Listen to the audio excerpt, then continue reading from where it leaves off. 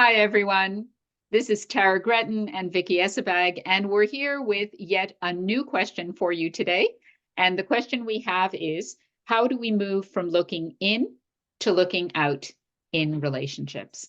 So Tara and I were talking about what happens in relationships that really point to hopefulness, hopefulness and kindness, and how we can bring ourselves to be in the relationship with that kind of a mindset. So I'm going to turn it over to you, Tara. You have a nice experience to share with us. Yeah. I love talking about kindness and talking about hope, and I love talking with you. So yeah, myself and my husband, we went to a music festival at the weekend, and we've been there several times. And I don't do camping anymore, but but for this, it is just it's completely worth it. And something that I notice when I'm there that stands out so sort of glaringly is the tiny, tiny micro moments of kindness and how present people are when they're there. I've got a real thing about people gathering, coming together, to dance and to just have these kind of shared, really, really important experiences. And just to see how people interact, literally everybody was smiling at each other or catching each other's eye or saying hello, and the difference that makes, the difference that it made to how I felt when I was there and to how I feel after, even a few days afterwards, that there's just a greater sense of hope because of those micro moments of tiny, tiny things, that smile, that eye contact, that hello, people being truly present in that moment with you, even fleetingly, and the difference that makes. And I've been thinking about it so much since, and just like it just fills my heart. And I think, we were talking earlier, weren't we, Vicky, about sometimes it's really hard to be present, when we've got our own challenges in our lives and where our internal challenges that cause us to look very inwardly. And when we're going through those challenges, that ability to be able to take that step out, to be able to look and notice or to give ourselves to people that we even know are having really difficult times. And having this experience at the weekend and thinking about doesn't have to be big, doesn't have to be something huge. It can be the tiniest of things that can make the biggest difference to people and their sense of hope.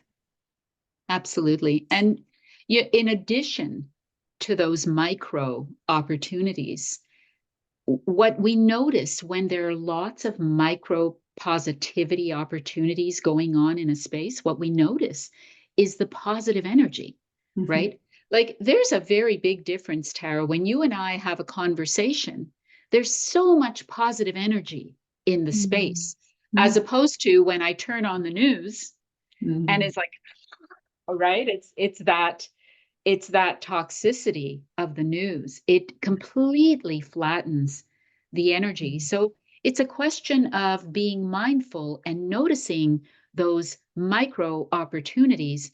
And it's also about noticing opportunities for positive energy. Yeah. Right. And it really requires us to get out of our heads in the moment and to notice what is going on around us. Yeah. absolutely. It's contagious, isn't it? Yes. Yes. And it doesn't mean that we're going to be able to change that difficult situation that somebody might be going through, but Yeah. to experience that connection, to experience that kindness, the difference that might make in terms of, how they might be coping, or how they might feel just a little bit more hopeful about the future, and I see it as you did, in schools as well. And Yeah. I kind of made a bit of a mission that over the past year to connect, and to think, also thinking about permission, which we've talked about, but Yes. not sort of Yes. eyeballing a teenager for them to Yeah. feel uncomfortable, but gently inviting that connection, as a small smile or eye contact, or just saying good morning, and that being contagious across a school, and the difference that can make to the energy of an environment. Absolutely. I recently did a presentation where a parent came up to me after the presentation and she said, I wasn't going to come tonight.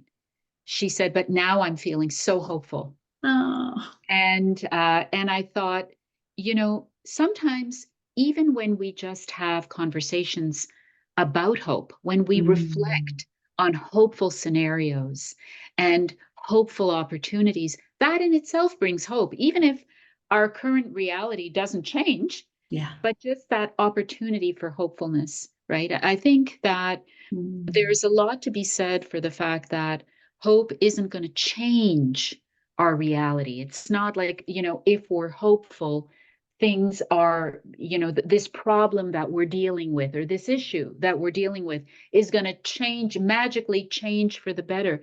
That's not what we're talking about. We're talking about how hope helps us to get through things more easily, Yeah. and how hope is contagious. Yeah. And it's just a question of saying, okay, what's going on here? How will I notice what's going on here? And how can I bring hope to this scenario? And I just love the way, Tara, that earlier when we were talking, you equated hope with kindness, because th- there's so much to that. Yeah. Right? That when you experience a little bit of kindness from another person, or you give a little bit of kindness to another person, there's immediately a renewed sense of hope, Yeah. and an opportunity that we can get through whatever it Yeah. is. Yeah. As human beings, we want to be noticed.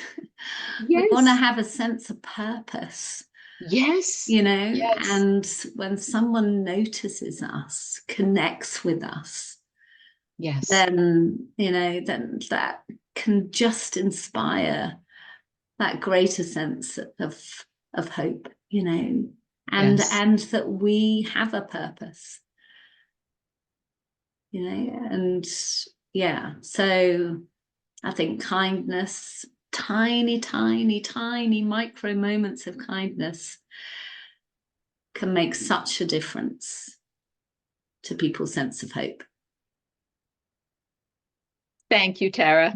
Thank you, And Vicky. thank you to all of our listeners, and we will be back. Yeah. Take care.